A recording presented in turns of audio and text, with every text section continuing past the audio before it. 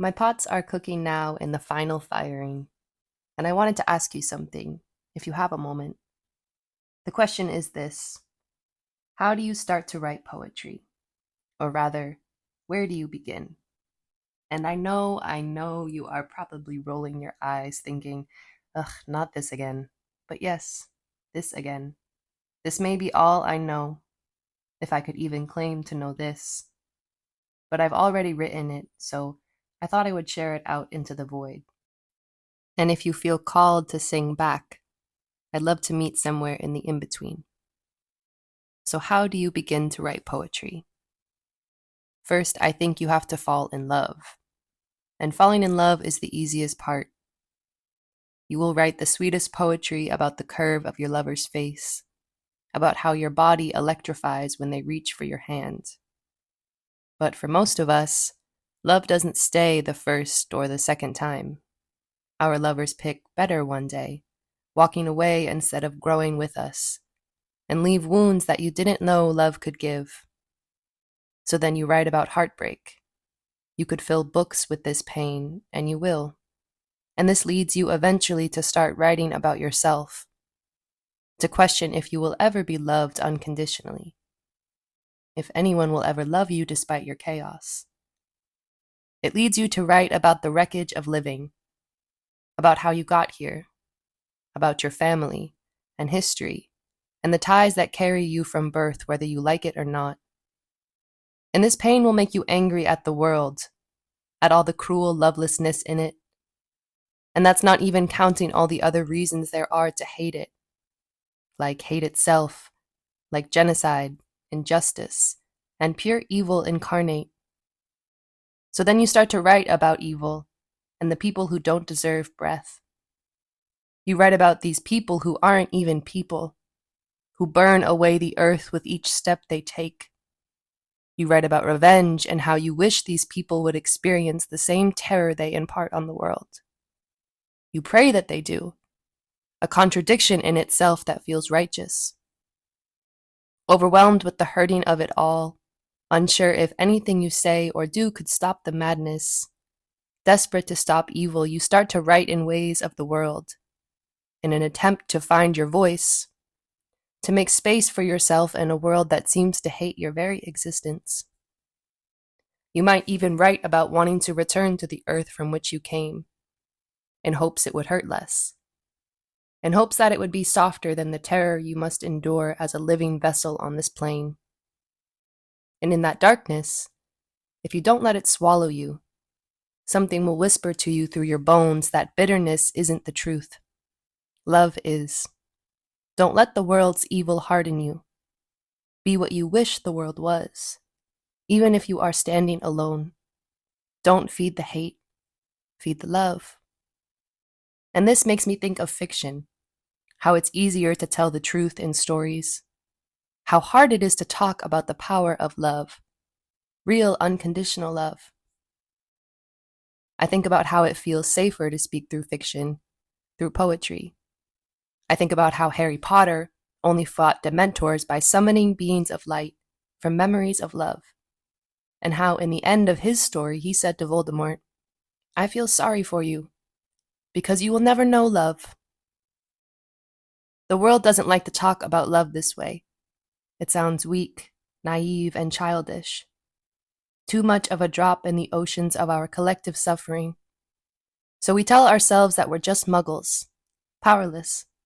But what if we're not? What if our hearts are the way through, the way out, the way to stop the evil? Because for better or for worse, every wound is proof that we are open enough to feel, not just our own pain, but the pain of another. The exact thing that hate tries to steal from us. The exact thing that the walking evil hopes to siphon from us. That is our feeling, our compassion, and our empathy. Because they know its strength. They know its power. So you start to ask yourself often in daily, why is there evil? What the fuck is the point? How can evil be allowed to dance with the butterflies? Will there ever be peace for the people? Will there ever be justice? Do these things even exist? Often this leads to more questions with no answers. Eventually, you will become exhausted with all of this thinking, with writing and with poetry. Because what can a poem do in the face of evil, you will ask? Plagued with the silent hurting of it all, you might just decide to stop writing altogether.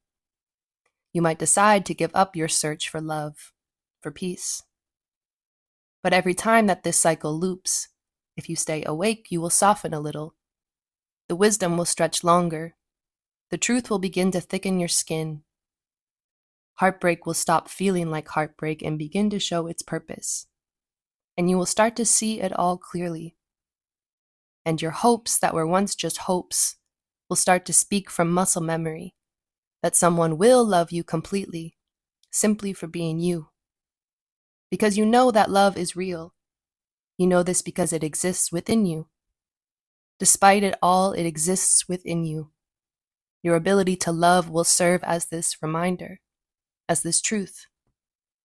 So you will decide to sit down to write again. This time, though, about the birds and the flowers, and the vines weaving through abandoned buildings. You'll imagine conversations with people you've never met, people you wish you knew, people you wish to be. You will write about peace, try to picture its face, and it will laugh at you for not recognizing its reflection in the mirror. And somewhere in the letting go, and letting your suffering be, you will fall in love with yourself. Perhaps for the first time. You will fall in love with poetry again, and you might even fall in love with the world. And you will promise yourself that when bitterness calls, you will answer with love. You will return to love whenever this loop throws you off course. You will start to write again, remembering your heart, and you will fill books with the way that light shifts across a room, how silence can be the sweetest music.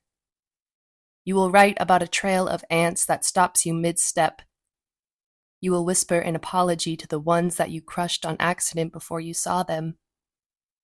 You may even squat down to sit with them, feed them, and wish them well on their trek home. You will stay there with them and watch daylight slip into dusk, not worrying about a single thing, weeping at the magnitude of your feeling, of living itself.